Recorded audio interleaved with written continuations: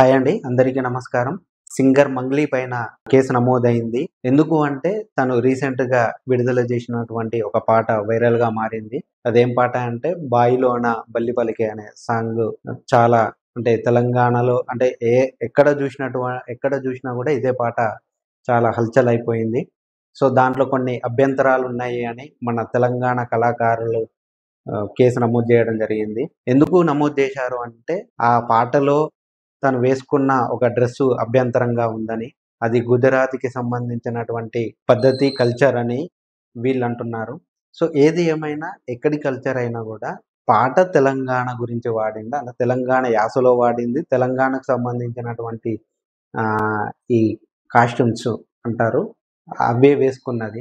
So, ఇక్కడ ఏదో అంటే దానికి అక్కడ ఆ పొజిషన్‌కి గాని, ఆ పాటకు సంబంధించిన ఆ లిరిక్‌కు గాని ఆ డ్రెస్ వేసుకోవడం జరిగింది. దానికి పెద్ద తప్పు తీయడం కరెక్ట్ గాదు. ఎందుకు అంటే పాట అనేది ఎంత అద్భుతంగా చూపిస్తే ప్రజలకు అంత నచ్చుతుంది. ముఖ్యంగా మనం ఇక్కడ జూసుకోవాల్సింది పాట ఒక్కటే. పాట ఎలా ఉంది?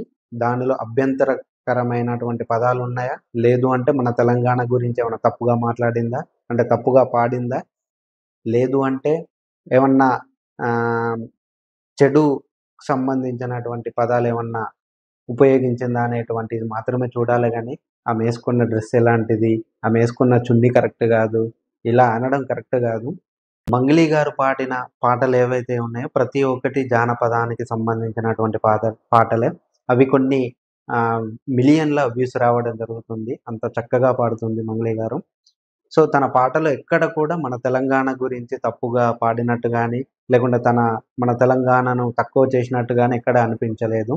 ఈ ఈ సాంగ్ ఒకటి తీసుకుంటే మామూలుగా ఇది ఒక గత వారం రోజులైతుంది రిలీజ్ అయ్యి. అప్పుడే కొన్ని వేల మిలియన్స్ రావడం జరిగింది. అది తట్టుకోలేక కొంతమంది ఇలాంటి తప్పుడు ప్రచారాలు చేయడం జరుగుతుంది. ఇంకొకటి ఏంది అంటే తనపై ట్రోల్స్ గూడా చాలా వరకు చేశారు. మొన్న ఒక యూట్యూబర్ అంటే సోషల్ మీడియా ఉంది గదా అని ఎవరి గురించి పడితే వాళ్ళ గురించి తప్పుగా మాట్లాడితే అంటే దాని పరిమాణాలు చాలా తీవ్రంగా ఉంటాయి. ఎందుకు అంటే రీసెంట్‌గా ఒక అతను మంగ్లీ గురించి చాలా నీచంగా మాట్లాడడం జరిగింది. అంటే అతను పెట్టిన ఒక కామెంట్ అంటే ఎవడో పెట్టిన ఒక కామెంట్‌ను అతను చదివి వినిపించాడు. సో, ఈ పాట పైననే తప్పుగా కామెంట్ జేశాడు. సో, అది వినిపించాడు. సో, దాని పరంగా మంగ్లీ మన సజ్జనార్ గారి దగ్గరికెళ్లి కేస్ బుక్ చేయడం జరిగింది.